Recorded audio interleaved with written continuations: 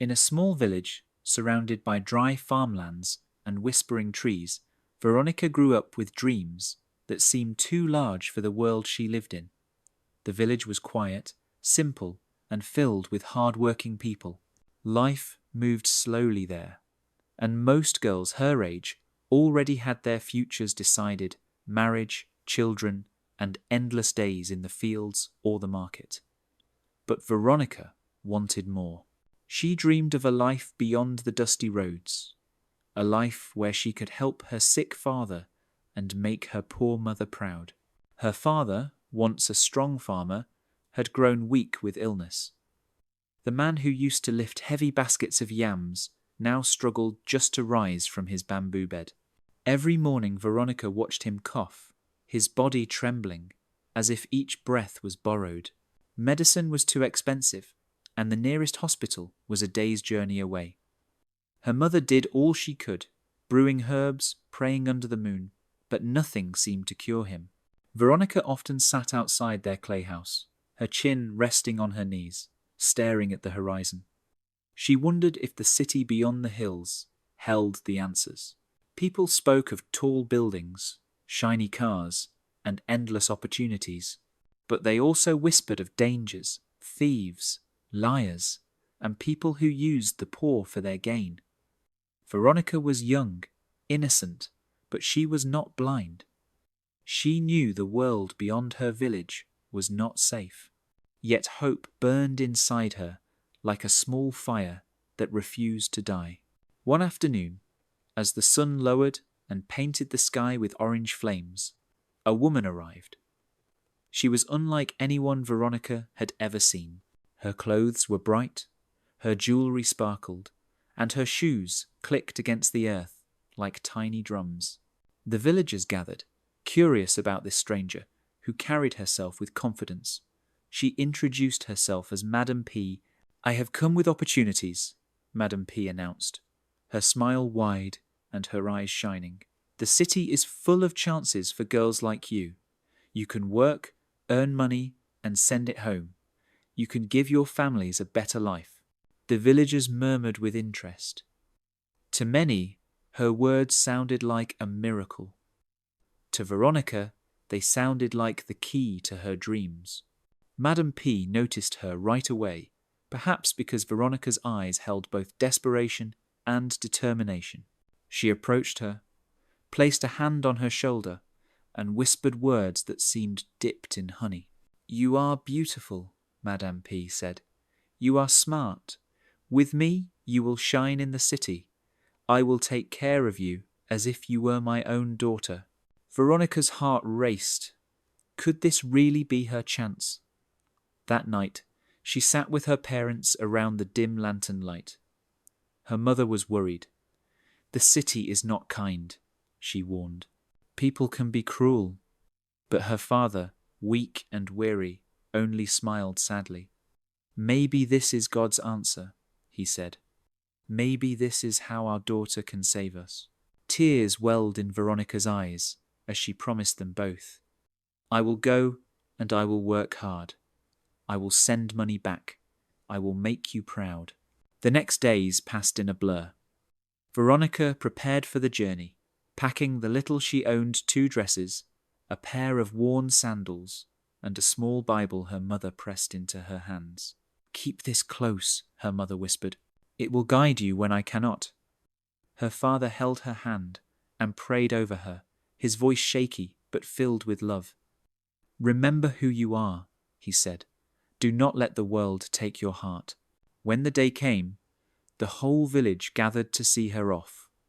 Some envied her, some pitied her, but all wished her well. Veronica climbed into the old bus beside Madame P., her heart pounding with both fear and excitement. As the bus rumbled away, she looked back one last time. Her mother waved with tears in her eyes, and her father raised a trembling hand. Veronica whispered to herself, "I will return. I will not fail." The road to the city was long, filled with bumps and dust. Veronica pressed her forehead against the window, watching the landscape change. Fields gave way to small towns, and small towns gave way to bigger roads. Her heart fluttered each time she saw a tall building rise in the distance. She imagined herself walking those busy streets, dressed in fine clothes, sending money back home. She imagined her father healthy again, her mother smiling with relief. She held onto those dreams tightly, not knowing what awaited her. Madame P spoke sweetly during the journey. She told Veronica stories of success girls who left the village and became wealthy, who bought houses for their parents, who returned as heroes. Veronica listened with wide eyes, believing every word. The woman's voice was smooth, her promises heavy with hope. "You will thank me one day," Madame P said. "Your life will change forever." As the city lights finally appeared on the horizon, Veronica's heart leaped. She felt as if she were entering another world. The noise, the movement, the endless energy. It was overwhelming but thrilling. She whispered a silent prayer. "God, let this be the beginning of something good." But what she did not know was that the city held shadows far darker than she could imagine. And Madame P's promises were not woven with kindness, but with chains that would soon test Veronica's soul. The bus rattled along the dusty road for hours, carrying Veronica farther from the familiar green fields of her village. The sun rose and fell in the sky as the landscape slowly changed. Mud houses gave way to small towns, and small towns gave way to endless stretches of tarmac lined with billboards. Veronica pressed her forehead against the window and tried to calm the storm inside her chest. She had never travelled this far before. Each passing mile filled her with both excitement and fear. Her father's weak voice echoed in her mind. "Go, my child, make us proud. Find a better life than we could give you here." His words were a blessing, but also a burden. She wanted to succeed not just for herself, but for him, for her mother, for the family that had sacrificed so much. On the bus, strangers came and went. A woman with a basket of roasted corn offered Veronica a piece, but she politely shook her head. A young man with restless eyes kept staring at her, making her uncomfortable until he finally got off at a small town. 2 children sat in the seat behind her, giggling and pulling each other's ears until their mother scolded them. The bus was alive with little stories, yet Veronica felt alone, trapped in her own thoughts. She clutched her small bag tightly. Inside were only a few clothes, a small Bible, and the crumpled envelope her father had given her with a little money. Every now and then she touched the envelope to reassure herself that it was still there. As dusk fell, the city finally appeared on the horizon like a shimmering mirage. Tall buildings pierced the sky. Bright lights flickered, even though the sun had not yet fully set. The noise grew louder as the bus rolled in, horns honking, people shouting, street vendors advertising their goods. The smell of roasted meat mixed with exhaust fumes and dust. Veronica's eyes widened. She had seen pictures of the city before, but nothing compared to its overwhelming reality.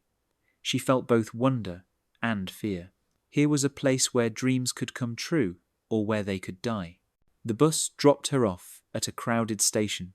She stepped down, her heart pounding. The ground felt unsteady under her feet. People rushed in all directions, dragging bags, calling taxis, haggling with porters. Veronica stood frozen for a moment, clutching her bag as if it were her only anchor in this storm. "First time in the city?" a rough voice asked. She turned. A man in a dirty jacket and cap grinned at her, showing yellow teeth. She nodded nervously, unsure what to say. "Be careful," he said, his grin widening. "The city can eat people alive." Then he laughed and walked away. His words chilled her more than his laughter. She didn't know where to go. Her father's friend had arranged a contact, a woman called Madame P, who had promised to help her find work. Veronica remembered the address scribbled on a small piece of paper. She asked for directions, and after many wrong turns and confusing instructions, she finally found herself standing in front of a tall, narrow house with peeling paint and barred windows. She knocked timidly. The door opened and a woman stepped out. Madame P was elegant, her dress made of bright fabric that shimmered under the streetlight.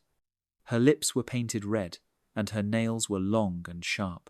She looked Veronica up and down with a gaze that seemed to see everything and nothing at the same time. "So you are Veronica," she said in a smooth, low voice. "Yes, ma'am," Veronica whispered, clutching her bag tighter. "Come inside, child. You must be tired." The interior of the house smelled of perfume and something else Veronica couldn't place, something sharp and unsettling. Women in flashy clothes lounged in the living room, their laughter loud and forced. They glanced at Veronica with curiosity, some with pity, others with amusement. Madame P led her to a small room at the back. A thin mattress lay on the floor, and a cracked mirror leaned against the wall. "You will stay here for now," Madame P said. "Tomorrow we will see about work. There are many opportunities for a young, pretty girl like you." Veronica forced a smile, though unease stirred in her stomach. She wanted to ask what kind of work, but her throat felt dry. Instead, she murmured, "Thank you." Madame P's eyes glinted. "Rest now. Tomorrow your new life begins."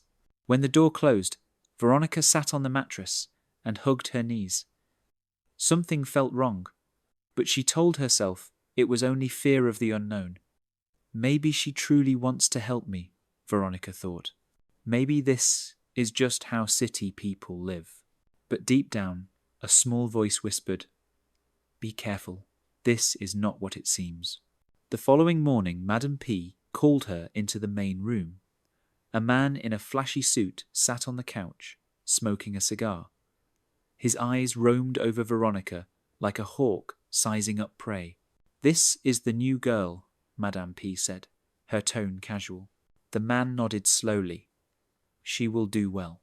Veronica frowned. "Do well for what?" she asked quietly. The man chuckled. "For work, of course. Men in this city pay well for beauty." A cold shiver ran down Veronica's spine. She realized in that moment what kind of opportunities Madame P had meant. Her heart pounded. I can't do that," she stammered. "I came to the city to find honest work to help my family." Madame P's smile vanished. Her eyes turned hard. "Child, don't be foolish. Do you think anyone here cares about your little dreams? The city doesn't care. It only rewards those who play its game. And the game, for girls like you, is simple." Veronica shook her head fiercely. "No, I won't." The man laughed again, mocking. "Stubborn. That won't last." Madame P stood, her expression darkening. "You will stay here until you change your mind. Believe me, the streets are not kind to girls who think they can survive on their own." With that, she ordered Veronica back to her small room and locked the door. Days turned into weeks. Madame P pressured her constantly, bringing men to the house and trying to coax or threaten Veronica into submission. But Veronica refused, clinging desperately to her dignity and her father's words. Sometimes the other women whispered to her at night. Some pitied her courage. Others told her she was foolish. "You can't fight the system," one woman said. "Better to give in than starve." But Veronica remained firm. Eventually, Madame P grew impatient. One night, after yet another refusal, she snapped.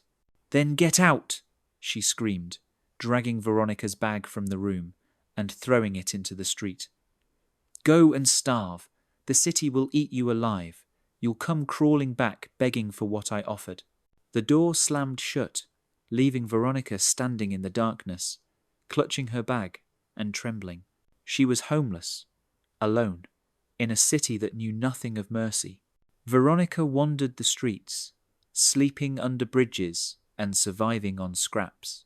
She sold small bottles of water she managed to buy in bulk, balancing the tray on her head and weaving through traffic to call out to drivers. Cold water, fresh water. Some days she earned enough for food. Other days she went hungry. At night, she curled up on the pavement, her bag under her head as a pillow, and whispered prayers to God, asking for strength. The city lights that had once dazzled her now mocked her. She realized the man at the station had been right. The city could eat people alive. But still, deep in her heart, she refused to give up. Veronica's fall into hardship was not sudden. It was slow, painful, and marked by little moments that chipped away at her spirit. One day she was a girl with dreams of school and success, and the next she was standing on a crowded street corner, clutching a small basin of bottled water, shouting at passers-by to buy, just to earn a handful of coins. The city had a way of testing her. The sun above was unforgiving, beating down on her until sweat rolled into her eyes. The asphalt beneath her bare feet burned like fire. Her body was thin now, weaker than before, because food had become a luxury she could not always afford. At night, when her stomach ached, she often curled into herself and whispered prayers her mother once taught her. Lord, give me strength. I will not give up. I will not shame my family. But faith alone did not fill her belly. Veronica learned quickly that the streets had rules. If you were weak, people stepped on you. If you were too trusting, people cheated you. And if you were too proud, you went hungry. She started by selling water bottles she bought from a kiosk in bulk. She carried them in a small bucket and shouted, cold water for the heat." Sometimes people bought. Sometimes they ignored her. The ones who ignored her hurt more than the ones who laughed. At least laughter meant she existed. Ignoring meant she was invisible. There were days she made just enough for one small meal of rice and beans. There were other days she earned nothing and went to sleep hungry, her stomach twisting as though knives were inside her. At night, she often slept on an old piece of cardboard beneath a bridge with other street children. The city traffic roared above them, a constant reminder that the world moved on while they were stuck below. Rats scurried nearby. Stray dogs fought over scraps. Sometimes the police came and chased them away with batons, scattering them like birds. But she endured. She endured because she remembered her father's face, his weak smile when she left the village. She endured because she remembered her mother's voice, telling her, "Be strong, my daughter. You carry our hope." Street life introduced her to faces she never would have known in her village. There was Amara, a girl her age with sharp eyes and quicker hands. Amara could steal a loaf of bread without being noticed, and sometimes shared it with Veronica. "You are too soft," Amara often said. "If you don't learn to take, this city will swallow you whole." There was Cheek, a boy younger than them both, who sang in the market with a cracked tin can for coins. His voice was surprisingly sweet, and sometimes his songs drew tears from old women passing by. But Veronica noticed that even when people praised his singing, they dropped very few coins into his can. Dreams did not pay in the city. And then there was Musa, an older man who sold roasted corn by the roadside. He was kinder than most. On rare evenings, when business was good, he would hand Veronica a half-charred cob and say, "Eat, child, the streets are cruel, but you must not lose your smile." For each kind soul she met, there were 10 others who were cruel. Taxi drivers cursed at her when she tried to sell to their passengers. Shopkeepers pushed her away. Men leered at her, whispering things she barely understood, but instinctively knew were dangerous. Through it all, Veronica kept moving. Step by step, day by day. Loneliness pressed on her more than hunger. In the village, even in poverty, she had never been alone. There was always her mother, her father, neighbours or children playing nearby. In the city, she was a leaf blown into a storm, unseen and unwanted. Sometimes she sat on the curb and watched families walk by.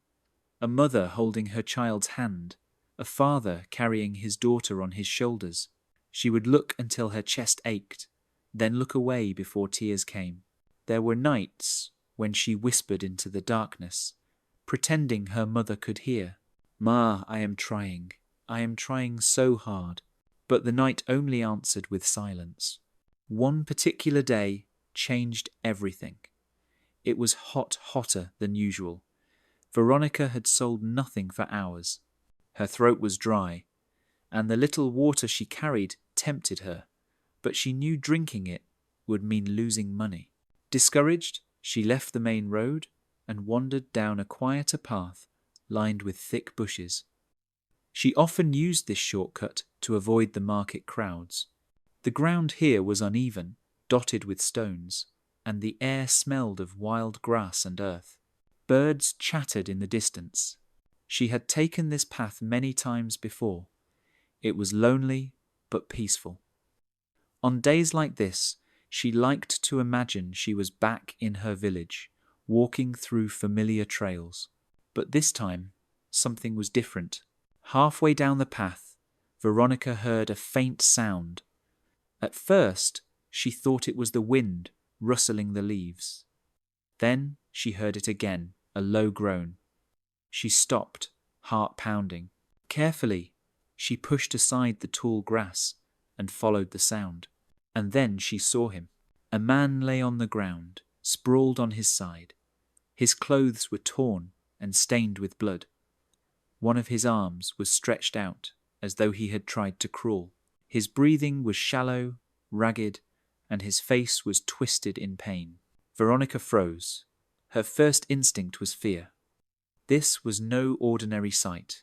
She had heard stories of thieves, gang fights, even men attacked by gunmen, and here was one lying in front of her. Her mind screamed at her to run, to get away before someone saw her and thought she was involved, to forget what she saw and return to the noisy safety of the streets. But her feet did not move. The man's eyes fluttered open. For a brief moment, they locked onto hers. Weak, desperate, pleading. His lips moved, but only a faint whisper came out. "Help me." Veronica's heart raced. She looked around. No one was there. The bushes were silent, the path empty. It was only her and this dying stranger.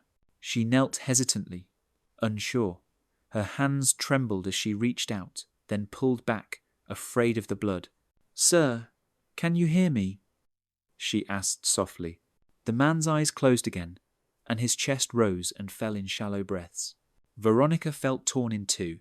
One voice inside her shouted, "Run! This is not your problem. He could be dangerous.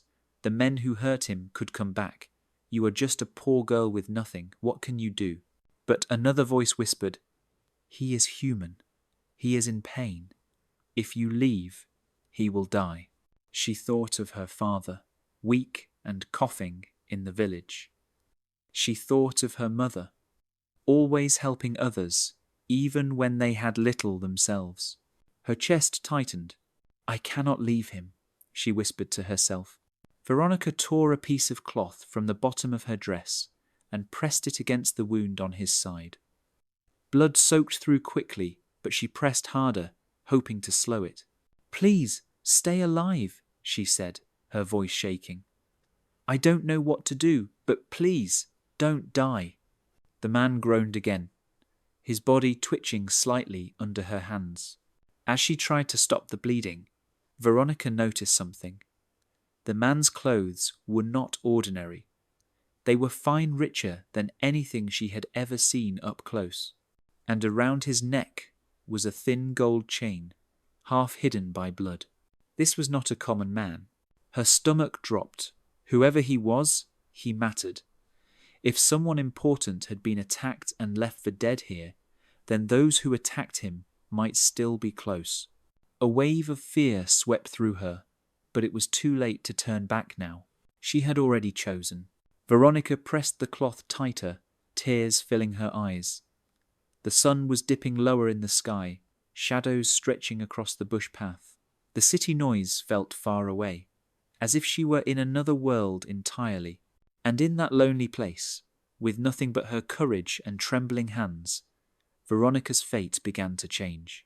Veronica stood frozen, staring at the man lying in the dust of the narrow bush path. His shirt was soaked in blood, his breathing shallow, and his eyes half open, but clouded with pain. She had stumbled across many strange things in her hard days in the city, but nothing had prepared her for this moment. At first, her instinct told her to run. This was danger.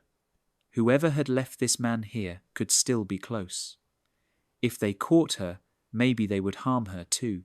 Her heart raced, and her legs trembled, urging her to flee.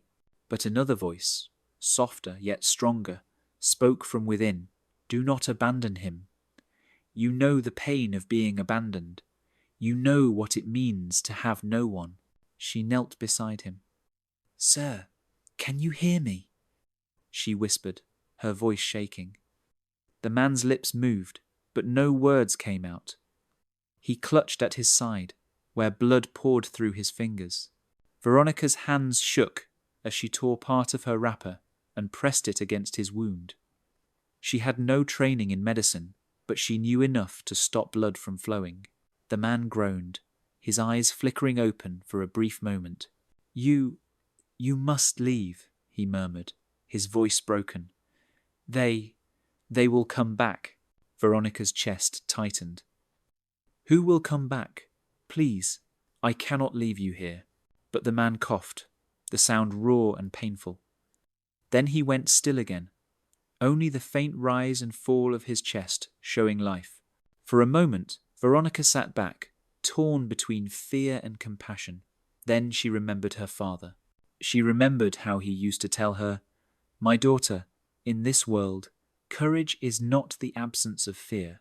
It is choosing to do what is right even while afraid. She looked at the path stretching behind her, and then at the dark forest ahead. If she tried to carry this man, she could not go far. But leaving him here was a death sentence. With trembling determination, she decided. I will not abandon you, she whispered. The struggle began immediately.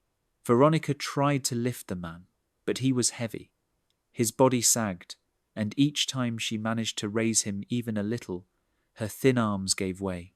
Sweat poured down her face, mixing with tears of frustration. She dragged him slowly, inch by inch, off the path toward the cover of bushes. Her back ached, her knees scraped against the earth, and her palms burned. The man groaned occasionally, his pain echoing like a drum in her ears. Finally, hidden under the shadow of a wide tree, she rested. The man's breathing grew weaker, and fear clutched at Veronica's chest. She pressed her torn wrapper harder against his wound, praying silently, God, please, please, don't let him die. Don't let my effort be in vain. Hours passed. Veronica dozed off, waking at every sound. Night crept in, and the forest grew darker, filled with strange noises. She shivered, but held on. At dawn, the man stirred. His eyes, though weak, studied Veronica with surprise. You stayed? He whispered. Yes, she said softly. I could not leave you. The man coughed. Most would have run. You are different. He tried to sit, and Veronica helped him carefully. Do not move too much. You will make it worse. But the man shook his head faintly. Listen, my name is Darius. I was attacked by men I trusted. They wanted what I carried. His hand moved weakly toward a small pouch tied to his belt. This must reach someone. Important. Veronica looked at the pouch but did not touch it. Rest first. You are too weak. Darius gave a weak smile. You speak like someone with strength. Veronica lowered her gaze. Strength? She felt anything but strong. She was only a girl who had run from suffering into more suffering. And yet, somehow, She had found the courage to stay. The days that followed were some of the hardest in Veronica's life. She gathered water from a nearby stream with an old tin she carried. She searched for wild fruits and leaves she recognized as safe from her village days. She tore more pieces from her clothes to clean Darius's wound and changed the cloth whenever it grew too bloody. Slowly, the man began to regain strength. His eyes grew clearer, his voice firmer, and with each day he revealed more of his story. Darius had once been part of a powerful trading group in the city. He had money, influence, and men who worked under him. But greed had poisoned them. Some of his closest allies turned against him, lured by the promise of riches and power. They tried to kill him and take what he carried, a secret that could either save or ruin many lives. Veronica listened in silence, not fully understanding all the details. But she understood betrayal. She understood what it meant to trust and be deceived. One evening, as the sun dipped behind the trees, Darius looked at her. "Veronica, you saved my life. Why? You had nothing to gain." She looked down at her thin hands. "Because I know how it feels to have no one. I could not bear to walk away." Darius nodded slowly. "You remind me of someone I once knew. Someone pure. The world needs people like you." For the first time in weeks, Veronica felt warmth inside her heart. It had been so long since anyone had spoken kindly to her. But peace was fragile. One night, distant voices cut through the stillness of the forest. Men shouting, footsteps trampling. Darius stiffened. "They are searching," he whispered. "They will not stop until they find me." Fear surged in Veronica's chest. What should we do? Darius's gaze hardened. "You must run, child. Leave me here. If they catch you, they will not spare you." But Veronica shook her head fiercely. "No, I will not leave you. We will find a way." For a long moment, they stared at each other. Finally, Darius gave a faint smile. "Stubborn girl. Very well, we will try." The chase began at dawn. Veronica helped Darius walk, his arms slung over her shoulder. They moved slowly through the forest, always listening, always afraid. The men drew closer with every passing hour. At times, Veronica wanted to collapse from exhaustion. Her legs felt like lead, her stomach empty, her throat dry. But each time she looked at Darius, leaning on her, she found strength. Finally, they reached the edge of the forest and saw the faint outline of a village in the distance. Relief surged through Veronica's veins. "Look!" she cried. "We made it!" But just as they stepped into the open, voices roared behind them. The pursuers had caught up. Veronica froze, her heart pounding. There were 4 men, rough and armed. One pointed at Darius. "There he is! And the girl too!" Darius pushed Veronica behind him. "Stay back," he said weakly, though his body trembled. The men laughed cruelly. "You cannot protect her. Hand over the pouch, old man, and maybe we will let you die quickly." Veronica's eyes darted between them, fear clawing at her chest. Then, without thinking, she stepped forward. "No, you will not take him." The men roared with laughter. "And what will you do, little girl?" Her voice shook, but she did not back down. "I may be nothing to you, but he is under my care. If you want him, you will have to face me too." The men sneered and advanced. At that moment, the villagers, hearing the commotion, came rushing, men with sticks and hoes, women shouting. The attackers, realizing they were outnumbered, cursed loudly and fled into the trees. Relief flooded Veronica, and her knees gave way. She fell to the ground, tears streaming down her face. The villagers took Darius and Veronica in. They cleaned his wounds properly and gave Veronica food and water. For the first time in months, she ate until her belly was full, tears falling with each bite. Darius, though still weak, called her to his side. He pressed the small pouch into her hand. "You have done more for me than anyone. Inside is a letter and a key. Deliver them to the city, to the address written there. It will change your life." Veronica shook her head. "I cannot. I am only a poor girl." But Darius smiled. "No, Veronica, you are stronger than you know. The world tried to break you, but you did not bend. This is your destiny." Weeks later, Veronica arrived in the city again, but this time not as the same girl who had once been cast aside. With the letter and key, doors opened. Darius's allies, the few who had remained loyal, welcomed her. They honored her courage and offered her a new beginning. For the first time, Veronica had a home where she was valued, where her kindness was seen not as weakness, but as strength. And though scars of her past remained, she carried them not as chains, but as reminders of how far she had come. Whenever she looked back on the day she found Darius bleeding in the dirt, she whispered to herself, "That was the day my life truly began." The years that followed were not without their share of challenges, but they carried a different weight compared to the shadows Veronica had once known. The pain of betrayal, the bitterness of abandonment, and the hunger of the streets had left their marks on her heart. Yet instead of remaining as scars of despair, they became maps of resilience, guiding her steps toward a new kind of life. Veronica settled in a small village at the edge of the forest where she had once wandered in fear. The people there remembered her story, the young woman who had been tricked, cast out, and yet had risen from nothing with dignity intact. Her courage became a quiet legend whispered among mothers and daughters, a reminder that even the weakest voice could rise in defiance against cruelty. Darius, the man she had found bleeding and broken, did not vanish from her story after his recovery. Though he could not remain with her forever, he had given her the greatest of gifts before parting, hope and faith. His words often echoed in her memory. "Your suffering is not your end, Veronica. It is your fire." With that fire, she built something lasting. She began caring for abandoned children who, like her, had been cast aside by a world too harsh to embrace them.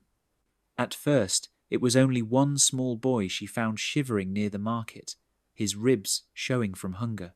She took him in, fed him, and held him through the night, when nightmares shook his little body. Then came a girl, whose parents had been lost to sickness. Then another child, rescued from a travelling band of exploiters. Before long, Veronica's humble home was filled with laughter, small feet, and the cries of children who had finally found safety. The villagers called her Mama Veronica, though she was still young. She wore the name with pride, for she had once longed for a home herself, and now she had created one not only for herself, but for many. Her father lived long enough to witness her transformation. Though old age and illness had weakened him, the sight of his daughter, surrounded by children and community, healed something deeper in him. He confessed one evening, his voice trembling, "I thought I had lost you when you left for the city. I thought the world would eat you alive. But instead, you came back stronger than anyone I have ever known." Veronica held his hands, assuring him that though her path had been painful, it had also been purposeful. He passed peacefully months later, proud of the daughter who carried the family's dignity forward. The memory of the woman who had once tricked her never completely faded. There were nights when Veronica would wake with a start, remembering the cruel smile, the cold dismissal, the way her dreams had been shattered. But instead of allowing bitterness to consume her, she turned those memories into warnings for others. She spoke openly in gatherings, warning young girls about the false promises of city strangers, teaching them to guard their dignity, and most importantly, reminding them that their worth was never tied to what others demanded of them. Years later, when Veronica's story reached the ears of a wandering storyteller, it was carried from village to village. The tale was told of a girl betrayed but unbroken, who turned her suffering into a sanctuary for others. Children grew up hearing her name not as a victim, but as a symbol of strength. Veronica herself, now older, would sometimes sit beneath the great baobab tree with children around her. Her voice would be calm, her smile soft, as she told them about her younger days. She did not hide the ugliness of what she had faced, but she told it gently, always ending with the reminder: no matter how far into darkness you go, there is always a way back to the light. The children, wide-eyed, would listen, not only to her words, but to the living proof that sat before them. They would see in her a woman who had once been powerless, yet had become a pillar of hope for so many. When the sun set each evening, Veronica would watch the horizon, remembering Darius. She never forgot the day she had found him wounded, nor the strength he had given her in return. She believed that wherever he was, he too carried her memory as a flame. Her life was not perfect, but it was whole, and in that wholeness lay the greatest victory of all. For Veronica's story was no longer about tragedy, betrayal, or survival. It had become a story of rebirth, a testament to the truth that even the deepest wounds could bloom into gardens of healing. And so, the girl who once had nothing became the woman who gave everything.